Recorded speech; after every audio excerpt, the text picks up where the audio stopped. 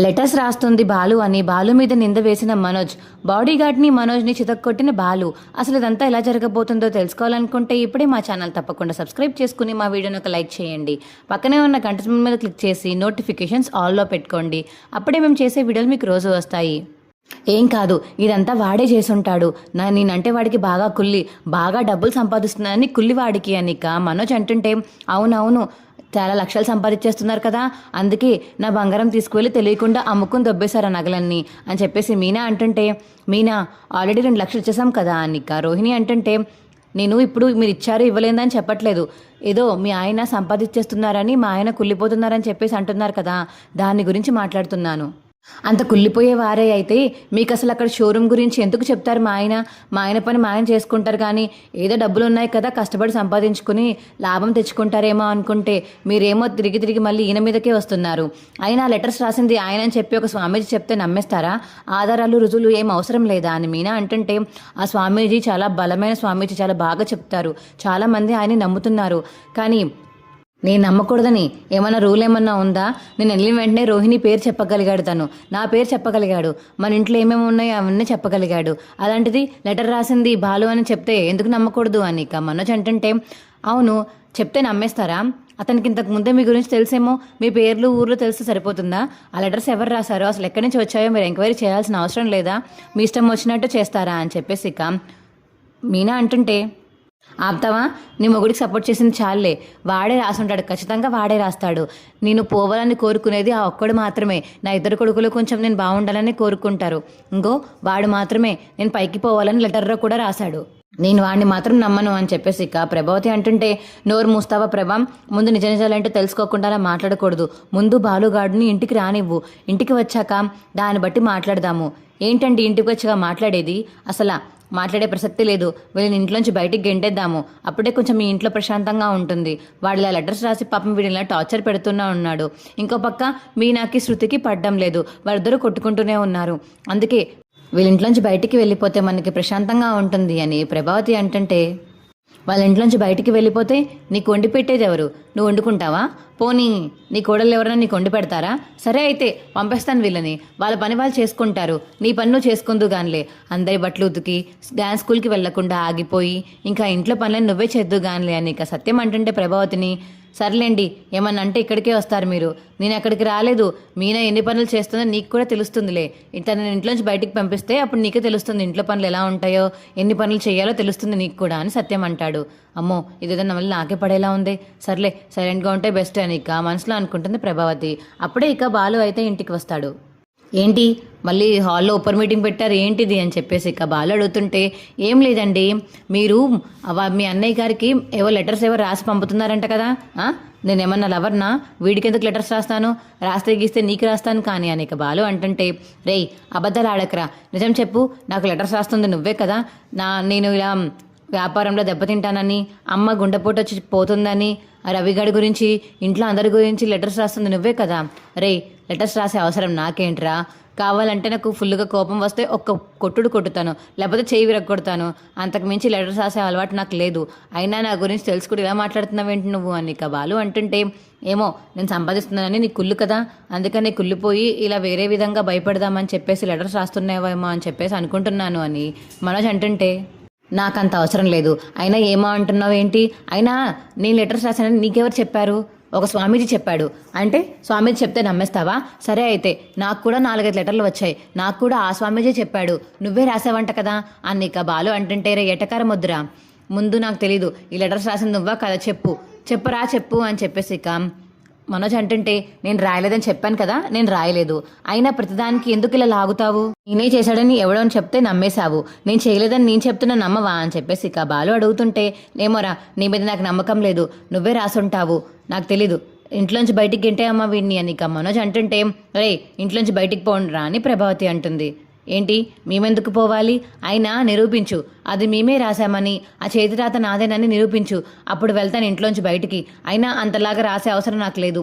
ముందు నిరూపించాక అప్పుడు చెప్పండి, అప్పుడు మేమే వెళ్ళిపోతాం ఇంట్లోంచి బయటికి అని ఇక మీనా బాలు అయితే అంటారు. ఏ ఇలా చెప్తే వీళ్ళు వినరు కానీ, ఏ బాడీ గార్డ్ ముందు వాడి సంగతి చూసుకో అని చెప్పేసి ఇక మనోజ్ చెప్పేసరికి, అలాగే సార్ మీరు కొంచెం దూరంగా ఉండండి, నేను కొడితే వాడు ఎక్కడికో ఎగిరిపోతాడు, ఇక కనబడ్డు, జాగ్రత్తగా ఉండండి అందరూ అని చెప్పేసి ఇక బాడీ గార్డ్ అంటుంటే, ఏంట్రా నువ్వు నన్ను కొట్టే పుడింగువా, బొల్లు పిచ్చి పిచ్చిగా బుర్ర పెంచితే సరిపోదురా, బాడీ పెంచితే సరిపోదురా, తెలివితేటలు కూడా ఉండాలి, ఎక్కడ కొడితే ఏమవుతుందో తెలిసినట్టు ఉండాలి, నా బాడీలో చెప్తాను రా, నేను చెప్పక్కర్లేదు, దా దా చూసుకుందాం దా అని చెప్పేసి ఇక బాలు అంటుంటే, ఏంట్రా కబుర్లు చెప్తున్నావు, వెళ్ళు, దమ్ము ధైర్యం ఉంటే వాడిని కొట్టు, వాడిని కొట్టాక అప్పుడు నా దగ్గరికి రా అని చెప్పేసి ఇక మనోజ్ అంటుంటే, సరే కొడతాను రా, ఉంటురా రారా అని చెప్పేసి ఇక మనోజ్ మీదకి వెళ్తుంటే బాలు అప్పుడే బాడీగార్డ్ అడ్డొస్తాడు. ఏంటి ఏంటి నా సార్ మీదకి వస్తున్నావేంటి, వెనకాతలకి వెళ్ళు అని బాడీగార్డ్ ఒక చేయి వేసి ఇక బాలుని అయితే వెనకాలకి గెంటుతాడు. ఇక బాలుకి కోపం వచ్చి బాడీగార్డ్ని అయితే ఒక గుద్దుతాడు. ఇక బాడీగార్డ్ అయితే ఎగిరి బయటపడతాడు. ఆ ఎగురుతూ ఆ చెయ్యి అయితే ఇక మనోజ్కి తగలడంతో మనోజ్ అయితే అలా కూర్చుని ఉండిపోతాడు ఒక చివర. బాడీగార్డ్ ఇక బయటకు ఎగిరి పడతాడు. అది చూసి ఇక ఇంట్లో వాళ్ళందరూ షాక్ అయిపోతారు. ఏంటి అంత పెద్ద బాడీగార్డ్ని బాలు కొట్టాడా అన్నట్టు ఇక ఇంట్లో వాళ్ళందరూ షాక్ అయిపోయేలా చూస్తూ ఉండిపోతారు. అమ్మో తనకు చాలా బలం ఉంది అని చెప్పేసి ఇక మనోజ్ అయితే మనసులో అనుకుంటాడు. రే అర్థమైందా, ఇప్పుడు చెప్పు, నాకు అవసరమైతే ఇలా కొట్టి చంపేస్తానే కానీ నేను మాత్రం అలా పిచ్చి పిచ్చి లెటర్స్ రాసి మిమ్మల్ని ఇబ్బంది పెట్టాల్సిన అవసరం నాకు లేదు. అయినా మీరెంత సంపాదిస్తే నాకెందుకు, మీరెంత సంపాదించకపోతే నాకెందుకు, నువ్వు సంపాదిస్తేనే నాకు కావాలి, నువ్వు సంపాదించి నాకు నాన్నకి డబ్బులు ఇవ్వడమే నాకు కావాలి. నువ్వు సంపాదించుకోవడం అంటే మాకు డబ్బులు ఎక్కడి నుంచి ఇస్తావురా, నువ్వు సంపాదించడం కోసమే మేము డబ్బులు గురించి చూస్తున్నాము. నువ్వు సంపాదించావంటే నాకు 2 లక్షలు, నాన్నకి 40 లక్షలు ఇచ్చేస్తే ఒక పని అయిపోతుంది. ఇంకా నాన్న వడ్డీ వేయలేదు, ఆ వడ్డీ వేస్తే సంవత్సరానికి ఎంత అవుతుందో నువ్వే ఆలోచించు, అర్థమవుతుందా? ఇంకొకసారి కానీ ఇలా లెటర్స్ రాశాడు, గోడ కింద కూర్చున్నాడు, కోతెగిరింది అని పిచ్చి పిచ్చి కహానీలు చెప్పి నా మీద క్యూసుగొలపకు.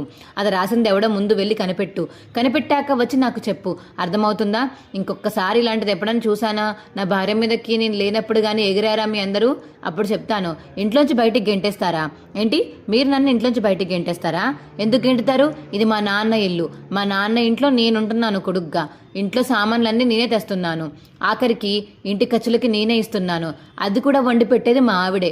ఇంట్లో ఎవడు వండి పెట్టడు, అందరూ సంపాదిస్తే సరిపోదు, ఇంట్లో చక్కగా వండి పెట్టే మనిషి కూడా ఉండాలి. బయట కొనుక్కొని తింటారు, ఎన్ని రోజులు తింటారు, రోగాలు వచ్చి పోతారు.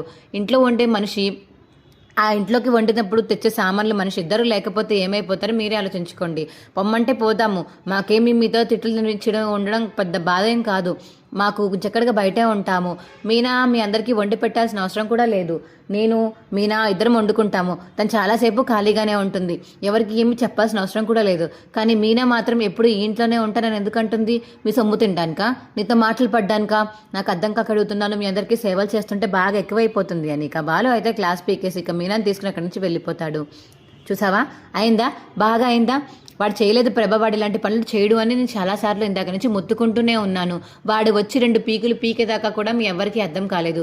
ఇప్పటికన్నా అర్థమైందా వాడు ఇలాంటి తిక్క తిక్క పనులు, తీట పనులు చేయడని? ఎవడో బయటవాడు చేసుంటాడు, కావాలని ఇంట్లో గొడవలు పెట్టడానికి ఇలా చెప్పుంటాడు. అది కూడా తెలియకుండా వచ్చేసి ఇక తమ్ముడి మీద ఎగిరేస్తున్నాడు అన్న, ఈడొక అన్న, ఛీ అని చెప్పేసి ఇక సత్యం అనేసి అక్కడి నుంచి వెళ్ళిపోతాడు.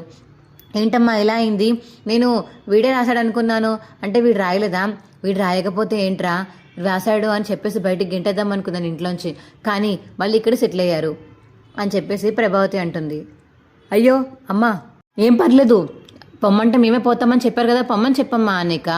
మనోజ్ అంటే వద్దులేరా, వాళ్ళు బయటికి పోయినా మళ్ళీ ఇంట్లో వంట చేసేది ఎవరు, మళ్ళీ ఆ వంట నా మీదే పడుతుంది. రోహిణి అందరికీ వంట చేసి పొద్దున్నే పార్లర్కి వెళ్ళలేదు కదా, శృతిక అసలు రానే రాదు, కావాలంటే తను వంటమంటే ఇప్పుడు మా పుట్టింటికి వెళ్ళిపోతానని ముందే అంటుంది. ఎందుకు వచ్చిందంటావు, తను ఉండనివ్వు, వంట చేసుకొనివ్వు.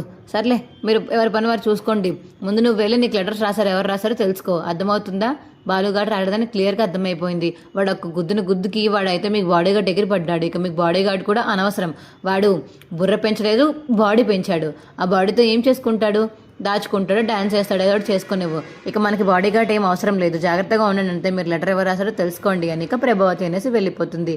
మనోజ్ నేను చెప్పానా బాలు చేసి ఉండడాన్ని, నువ్వే తనే చేశాడని ఏదో స్వామి చెప్పడం నమ్ముకుంటూ వచ్చేసావు. ఇలాంటి స్వామీజీలందరినీ నమ్మకూడదు మనోజ్ అని చెప్పేసి ఇక రోహిణి అంటుంటే, సర్లే ఏం చేస్తాము, ఒక్కసారి నమ్మి దెబ్బ పడాల్సిందే కదా, దెబ్బ పడింది, ఇంకా ఆ సారి నమ్మనులే ఆ స్వామీజీని. అని చెప్పేసి ఇక మనోజ్ అంటాడు. సరే ఇంకేం చేస్తాము పదా అని చెప్పేసి ఇక రూమ్లోకి అయితే వెళ్ళిపోతారు. ఇంకో పక్క ఇక మీనా బాలు అయితే బొమ్మల కొలుపు కోసం ఇంట్లో ఇక్కడ డెకరేషన్ చేస్తూ ఉంటారు బాలు మీనా. మా వీడియో మీకు ఎలా అనిపించిందో కింద కామెంట్ సెక్షన్లో తెలియచేయండి. మా వీడియో కనుక నచ్చితే మా వీడియోని లైక్ చేసి తప్పకుండా మా ఛానల్ సబ్స్క్రైబ్ చేసుకోండి. పక్కనే ఉన్న గంట సింబల్ మీద క్లిక్ చేసి నోటిఫికేషన్స్ ఆల్లో పెట్టుకోండి. అప్పుడే మేము చేసే వీడియోలు మీకు రోజు వస్తాయి. Bye friends.